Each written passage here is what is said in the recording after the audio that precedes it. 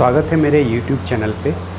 तो आज हम पढ़ने जा रहे हैं ड्रैग फोर्स और टर्मिनल स्पीड के बारे में। ड्रैग फोर्स है क्या और टर्मिनल स्पीड क्या होता है। कोई भी फ्लूइड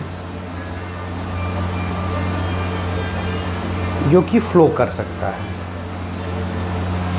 यदि किसी भी फ्लूइड और कोई बॉडी के बीच में एक रिलेटिव मोशन हो, जैसे ये हुआ फ्लूइड वाटर और एक ऑब्जेक्ट भी वेलोसिटी से इस ओर जा रहा है, तो यह ऑब्जेक्ट जो है ड्रैग फोर्स का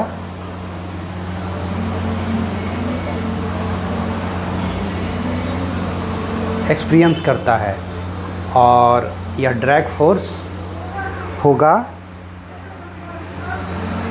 डायरेक्शन किसके डायरेक्शन में, फ्लूइड के डायरेक्शन में, फ्लूइड के डायरेक्शन में। तो ड्रैग फोर्स होता कितना है। ड्रैग फोर्स होता है D = half C rho A V²। ये हुआ फॉर्मूला ड्रैग फोर्स का। C क्या है? C है कांस्टेंट। C है कांस्टेंट, जिसको बोलते हैं drag coefficient.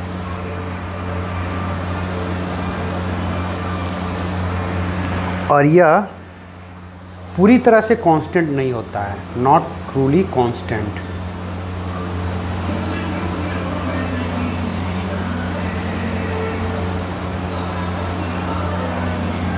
Not truly constant. C का वैल्यू वेरी कर सकता है।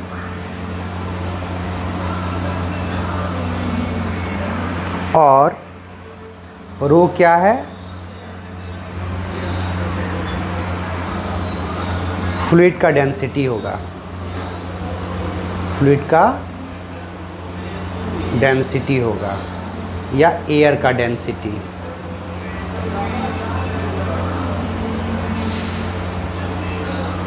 यदि हम इस वाटर की जगह पे एयर को ले लें और इस एयर में कोई ऑब्जेक्ट मूव कर रहा है या कोई गेंद ही मूव कर रहा है इस पे भी वेलोसिटी से, तो यह एयर इस पे ड्रैग फोर्स लगाएगा जो कि इसके अपोजिट होगा। ये हुआ ड्रैग फोर्स। तो रो क्या है? फ्लूइड डेंसिटी या एयर डेंसिटी। और ए क्या है? ए होगा cross sectional area. Cross sectional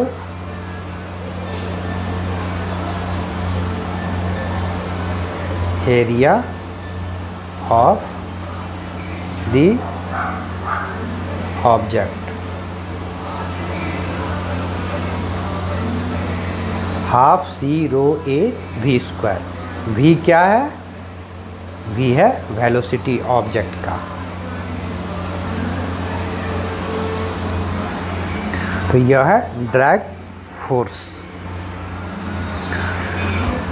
तो C तो कांस्टेंट है, पूरी तरह से कांस्टेंट नहीं है, यह वेरी करता है वेलोसिटी के साथ। रो है फ्लूइड डेंसिटी या एयर डेंसिटी, मीडियम का डेंसिटी। ए क्या है? ऑब्जेक्ट का क्रॉस सेक्शनल एरिया है। V क्या है? वेलोसिटी है।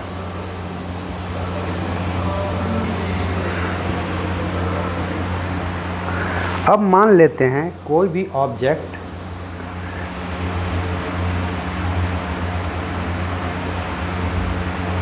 फ्री फॉल हो रहा है, फ्री फॉल हो रहा है, कोई भी गेंद फ्री फॉल हो रहा है एयर में। तो एयर के कारण इस ऑब्जेक्ट पर ड्रैग फोर्स लगेगा जो कि अपोज करेगा क्या, ग्रेविटेशनल फोर्स को, Fg को अपोज करेगा ग्रेविटेशनल फोर्स को। तो हम न्यूटन के लॉ के अनुसार जानते हैं कि F नेट ये हुआ y डायरेक्शन, ये हुआ x direction, F net equal to ma होता है, F इक्वल टू ma होता है। तो F नेट कितना हुआ, ड्रैग फोर्स माइनस Fg, इधर लग रहा है Fd और इधर लग रहा है Fg, d minus Fg equal to ma। यदि इस ऑब्जेक्ट का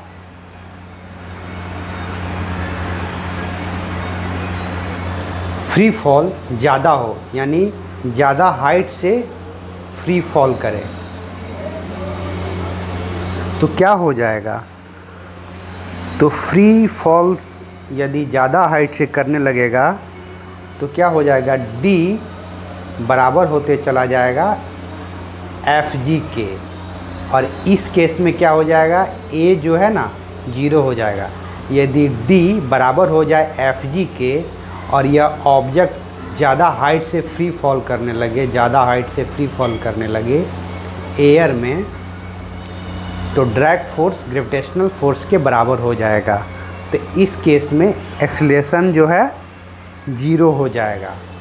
तो हम पहले ही निकाल चुके हैं ड्रैग फोर्स कितना होता है, d equal to half C rho A V square, यानी कि half C rho A V square minus Fg equal to 0। क्यों, क्योंकि a 0 हो गया जब ड्रैग फोर्स और ग्रेविटेशनल फोर्स दोनों बराबर हो गया, तो एक्सेलरेशन 0 हो गया।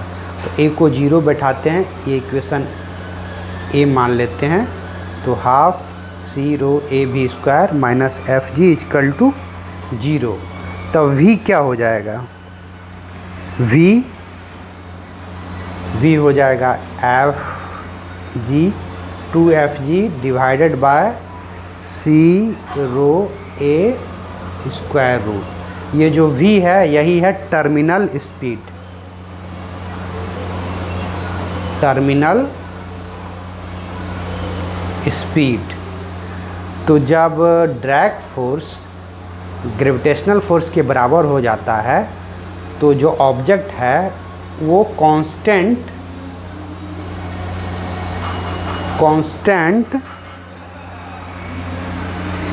स्पीड से फॉल करने लगता है। तो इसी कांस्टेंट स्पीड को बोलते हैं terminal speed. v equal to root 2Fg C rho A, Vt equal to terminal speed equal to 2Fg C rho क्या है, एयर डेंसिटी है, मीडियम का डेंसिटी है a। तो ये हुआ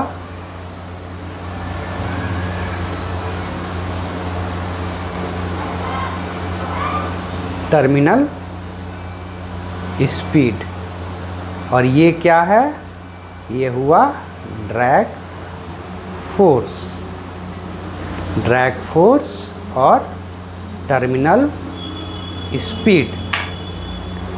तो एक बार और इसको रिमेंबर कर लेते हैं कि कोई भी ऑब्जेक्ट किसी मीडियम में जैसे एयर में मूव कर रहा हो v वेलोसिटी से, v स्पीड से, तो वो जो एयर है वो ड्रैग फोर्स लगाएगा ऑब्जेक्ट पे, जो कि एयर की दिशा में होगा और ऑब्जेक्ट के डायरेक्शन के विपरीत होगा। और जबकि कोई भी ऑब्जेक्ट बहुत हाइट से गिर रहा हो तो, और जब ड्रैग फोर्स ग्रेविटेशनल फोर्स के बराबर हो जाए तब एक्सेलरेशन 0 हो जाएगा। इस केस में हम कह सकते हैं कि वो ऑब्जेक्ट कांस्टेंट स्पीड से नीचे गिरने लगेगा। इसी को बोलते हैं टर्मिनल स्पीड। तो ड्रैग फोर्स और टर्मिनल स्पीड का उपयोग करके किसी भी फ्री फॉल ऑब्जेक्ट को आराम से उसका स्पीड और उस पर जो नेट फोर्स कितना लग रहा है वो निकाल सकते हैं। तो ये हुआ आज का लेक्चर, और अगले लेक्चर में हम पढ़ेंगे यूनिफॉर्म एक्सेलरेशन क्या है, यूनिफॉर्म सर्कुलर एक्सेलरेशन क्या है।